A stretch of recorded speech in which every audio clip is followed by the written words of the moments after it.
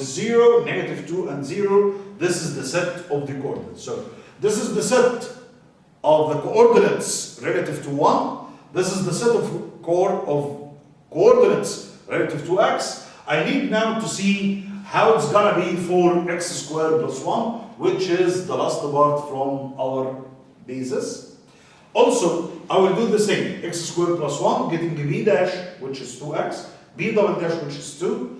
I will use this information and start substituting in L, replacing the b double dash and the b dash by these values. And the result will be the following, x squared plus 1 times 2 minus 2x times 2x, which leads to 2x squared plus 2 minus 4x squared, and I will have negative 2x squared plus 2. I will do exactly the same. Take all of this and make it equal to C1 plus C2 of x plus C3 of C3x x squared plus 1. Let me erase all of this. We have it all and it's recorded for you, but I want to do this steadily.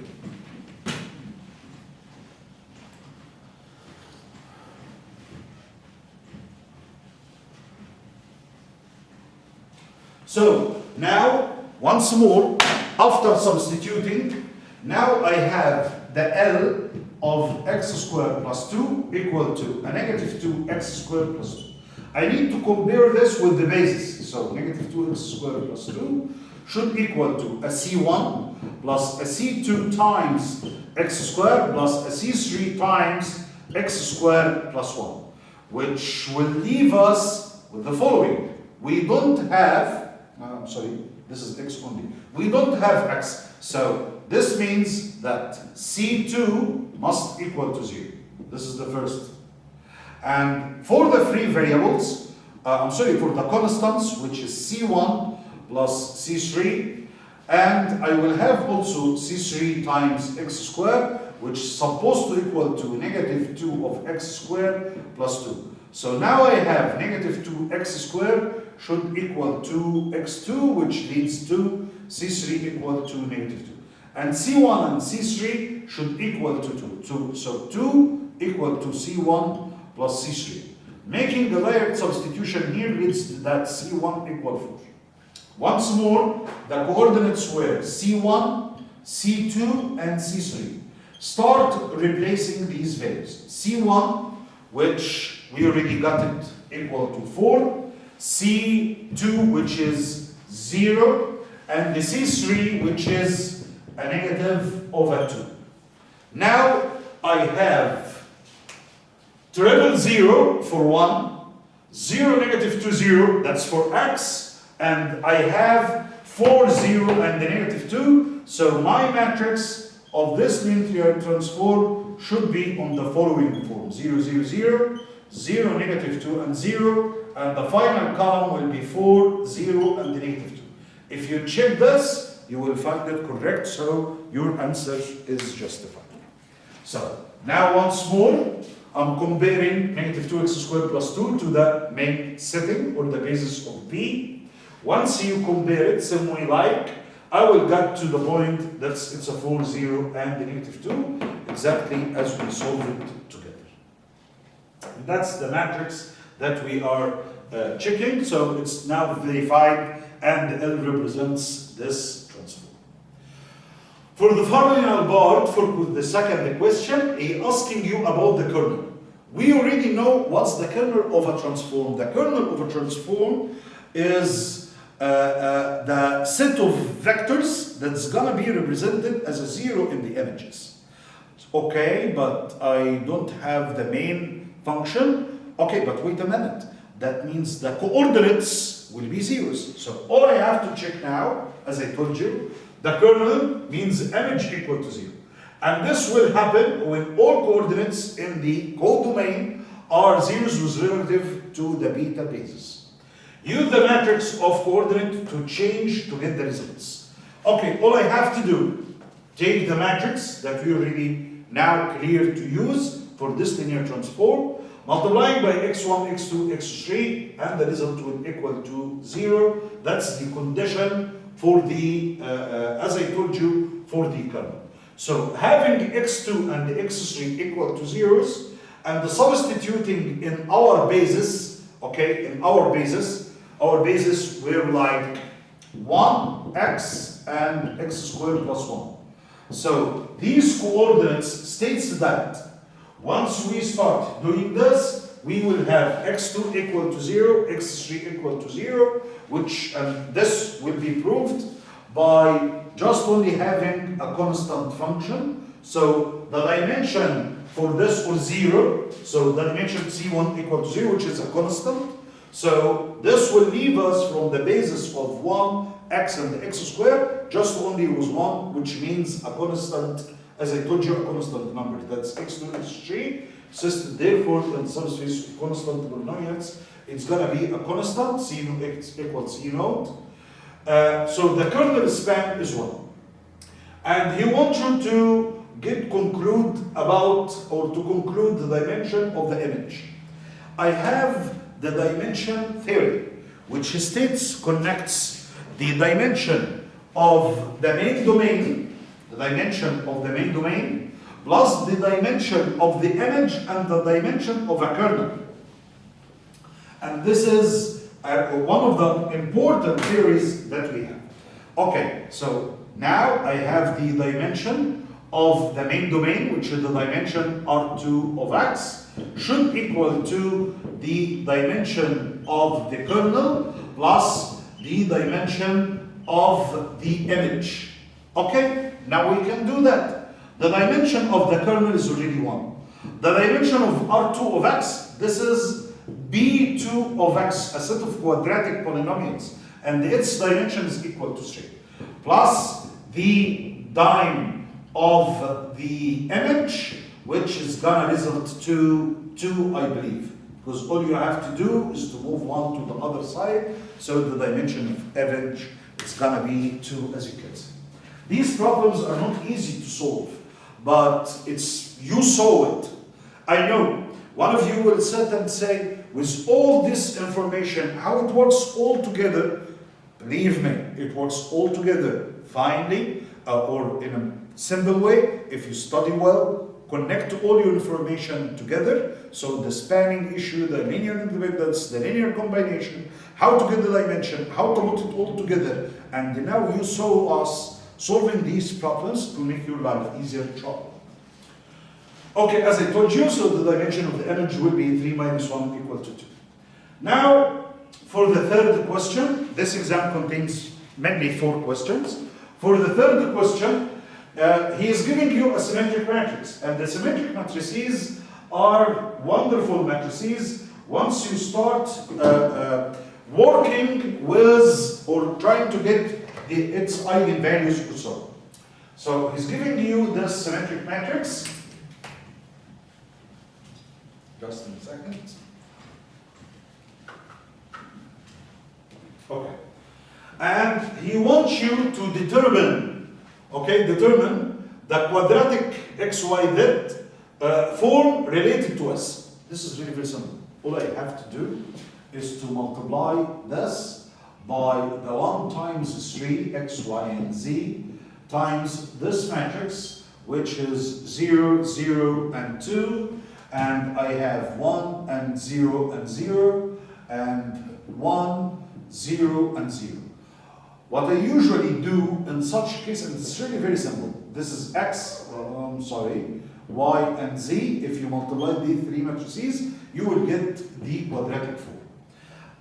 I will start with the principal diagonal. The principal diagonal is going to be 0 times x squared plus a 0 times y squared plus a 2 times z squared, then plus I will take this element which stands for 1 and 2, which stand for x and y. So I will do a 2 times this element, which is a1, 2, which is 1, times x and y. Then plus this element 1, 3, so it's an x, 1 for x. So this is 1, 2, and 3. So for this element, this is 1, 3. 1, 3 means xz. So it's a 2 times 0 times z. Then plus, I will get to this value, which is 2, 3. 2, 3, which is yz. So it's gonna be 2 times 0, okay, of a yz. This is yz. Of course, this is 2 times 0, and this is xz. Now, this quadratic form, after you simplify it, it's gonna be a 2 of an z squared plus a 2 of an xy, and this is the quadratic form that he asks you about. It's very, very simple problem and question. It has 1 mark.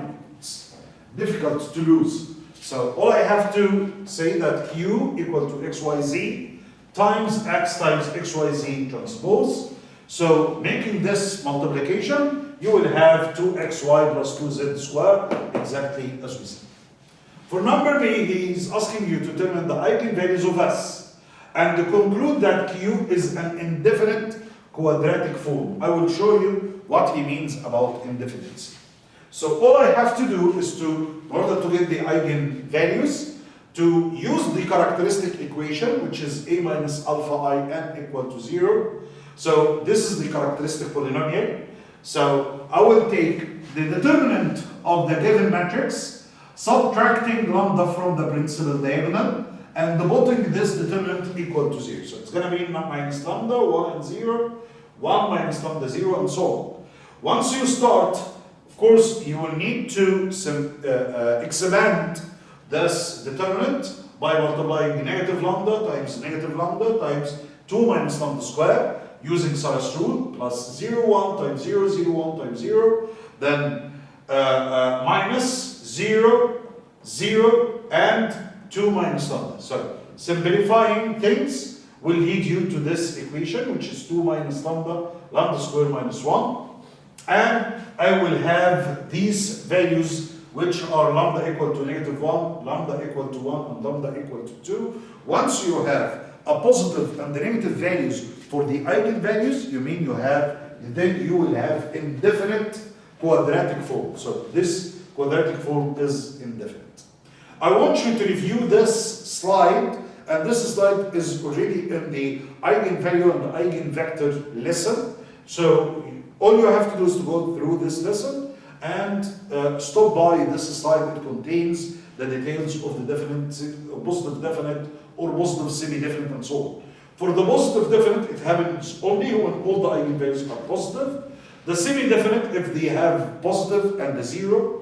For the negative definite, all the eigenvalues are negative. For the semi-definite, it's all negative, but there is 1, 0. For the indefinite quadratic form, it will happen when you have both positive and the negative eigenvalues. So please review this one. Back again to our problem. These are the values, as I told you, negative 1, 1, and 2. And this is all the data that we got now, and we know that it's indefinite. He's asking you to indicate a two-dimensional subspace of R3 where Q is positive definite. In order to do something like this, all I have to do is to get the corresponding eigenvectors, but for the positive lambdas, in order to have it a positive definite.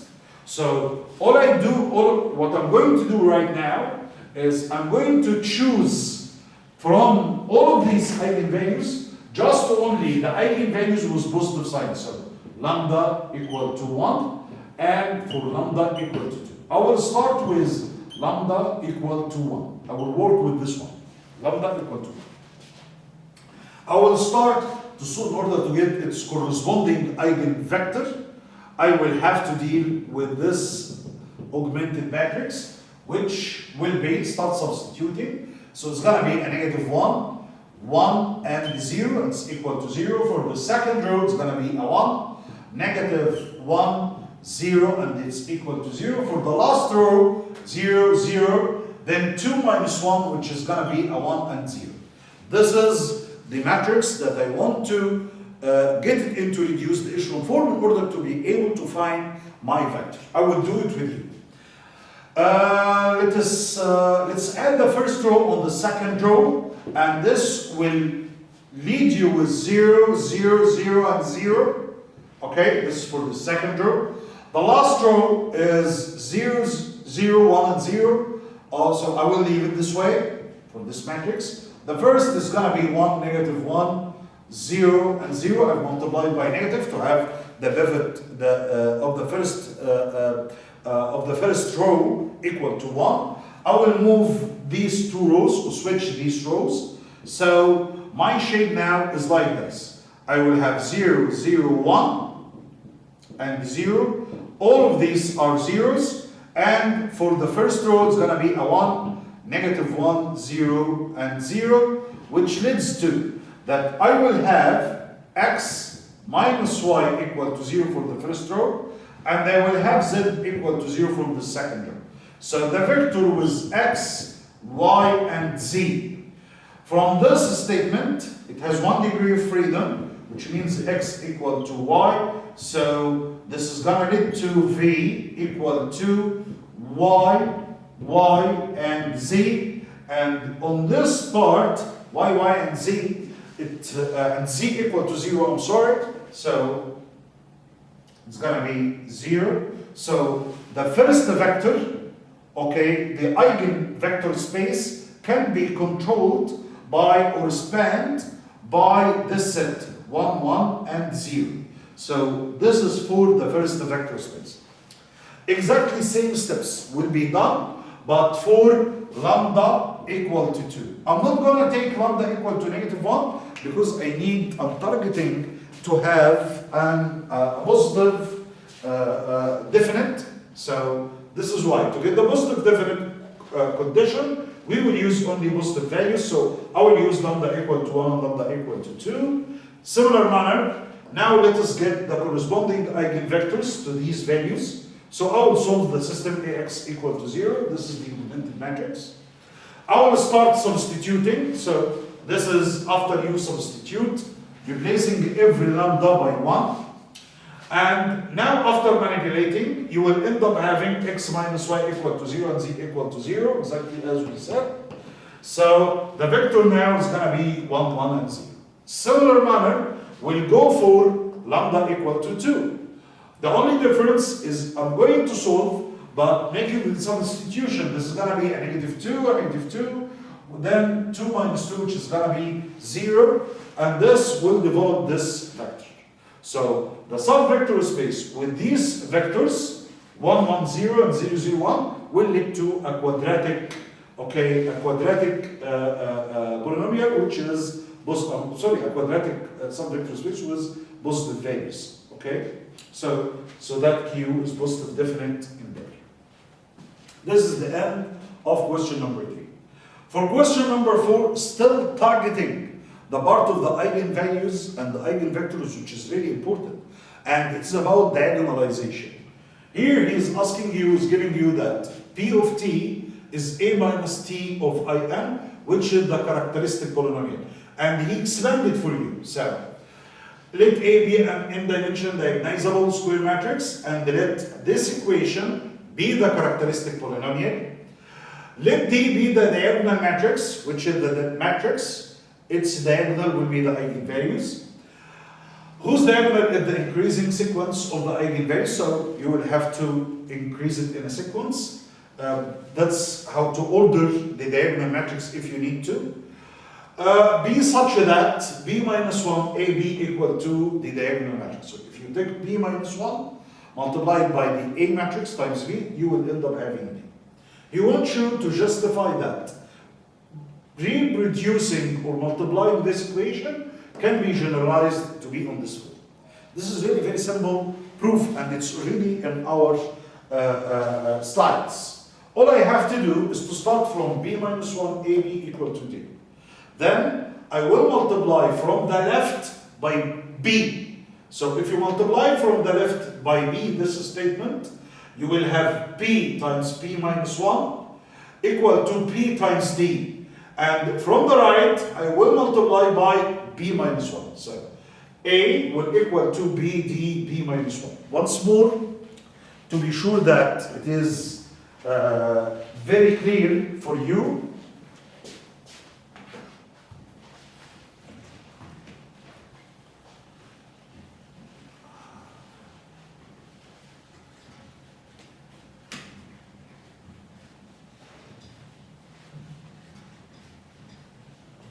all I have to do, as I told you, is to start from, I have P minus 1 AP equal to D. So all I have to do is to multiply this statement once from the right by B and from the left by B minus 1. If I did so by P, I will have B times P minus 1A times B, which equal to P and D. Then I will multiply by B minus 1 from the other side. So I will have here B minus 1 and here B minus 1. P times P minus 1, they will cancel each other and we will have unit matrix times A. Exactly like what will happen here also. Leaving you with the PD B minus 1 shape, that's A equal to B D B minus 1. Now if you need to have A power M, it means you will multiply A by itself M times, which means BD P minus 1 times, this is for 1A, times another A, which is B D P minus 1, in another A, which is B D P minus 1, blah, blah, blah, blah. Remark that once you start expanding, you will find the following. Each two of those fellows will cancel each other. So you will have a P times D times P minus 1 times P times D times P minus 1 times P times D, and so on. This is going to be unit matrix. This is going to be unit matrix. So you will end up having the following. Then the last part is going to be P minus 1. And this will prove that AM will equal to P D and M times P minus 1, which is required to be proved. It's really very simple. So, as I told you once more, this is therefore M belongs to M. So AM equal to repeat this statement, BD minus 1 more than 1. And they will be cancelling each other, the B and the B minus 1, leaving you with what you want to prove. And for M equal to 0, if you put M equal to 0, you will have B times B minus 1, which is simply I matrix. So it's already proved. The last part here, he wants you to conclude that P of A equal this characteristic equation is going to be, it's going to equal to 0, so which is the statement of the eigenvalues in general. So we already proved that AM equal P DM P minus 1. And now let's start from the left hand side, starting from the matrix with the characteristic equation, AM by AM, and so on up to I. I will replace each A by its corresponding form from this statement. Now I will have to simplify a little bit by take P from right hand side and the B minus 1 from the left hand side. So I will take B as a common from the right and the B minus 1 from the left, as you can see. Now you will have a characteristic polynomial, as I told you, which is equal to 0, and this will complete the proof. So simply, these are the diagonal matrices. Once you use it by D of M, which is a diagonal matrix, you will end up having L1 eigenvalue to the power of M, and for lambda 2 to the power of M, and for lambda n to the power of M, and this simply conclude that this value equal to a 0 M by M. This was the end of this second or exam, as I told you. And also I solved a couple of problems exactly the same from the January 2023 exam. It has more problems actually, but more simpler. Okay, one of them are really very simple, like this one. You want you to show that U1, U2, and U3 are linearly dependent. So all I have to do is to put C1, U1, C2, U2, C3, U3 equal to 0, and you will find the solution for C1, C2, C3, so it's linearly independent. Okay, well, and also we can do that by the following: putting these vectors into a determinant and proving that it's equal to 0 if you try to expand your determinant, so the rank will be less than 3, so it's also prove that these vectors are linearly dependent to each other, which means one of them can be formed from the other two vectors. So getting the first vector, okay, the second and the third vector. So this is 1, -4 and 7, -1, 1 and 2, 1, -2. This is a typo. This is 1 by the idea. Expanding, it's gonna be 0. Okay, consider the subspace U belongs to R4, and he is giving you two conditions, x minus y plus z, and y plus 2z minus w equal to 0. I will solve these two conditions together. If you solve these two conditions together, you will come to the fact that x equal to -3z and y equal to -2z plus w. I will make a substitution. We did that previously many times. Now I can separate this vector into two sets, as you can see. This is the first set and this is the second set. So the basis is going to be -3, -2, 0, and 1, and 0, 1, 0, 1 for the second vectors. And these are the basis for this vector space. Also, he wants you to verify that the dimension of U equal to 2, provided that a basis for U.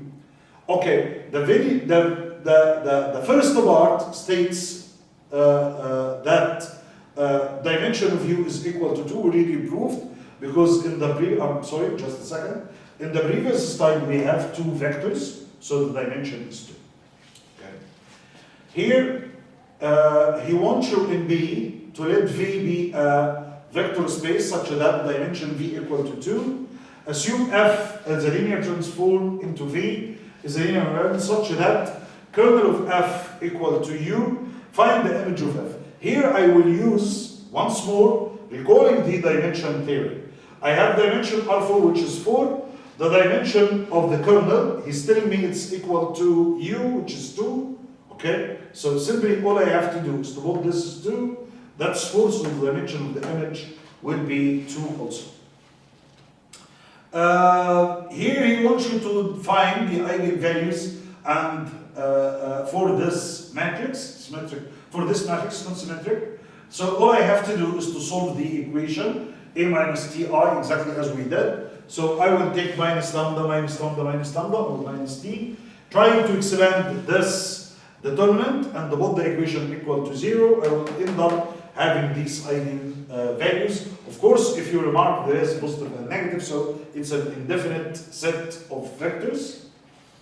Okay, determine. This is a very nice question. Actually, I was trying to get as fast as possible to come to this question.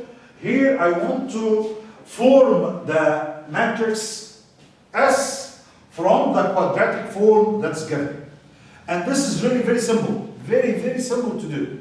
All I have to do is to, of course, you know that the Q matrix, or the Q equal to the X, Y, and Z coordinates, or vector, times the S matrix, which is the symmetric matrix that we usually do, times X, Y, and Z. So X for 1, Y for 2, Z for 3. He is giving me the quadratic form. So I will start, as I saw, X and Z. So I will start with the elements on that principal there. So the element in front of X squared, it will go for 1, 1. So it's going to be 1.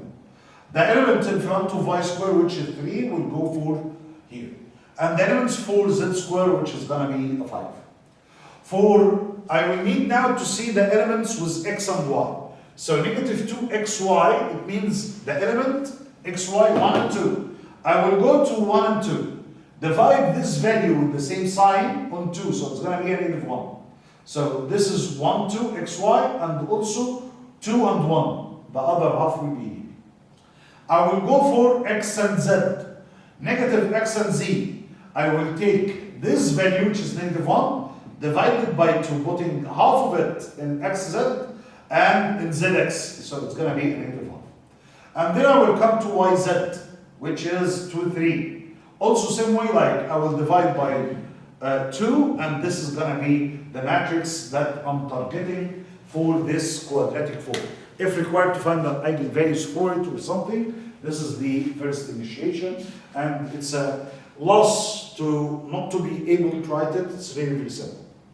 Now he's asking you about how if it was a positive definite or so. Please review this part.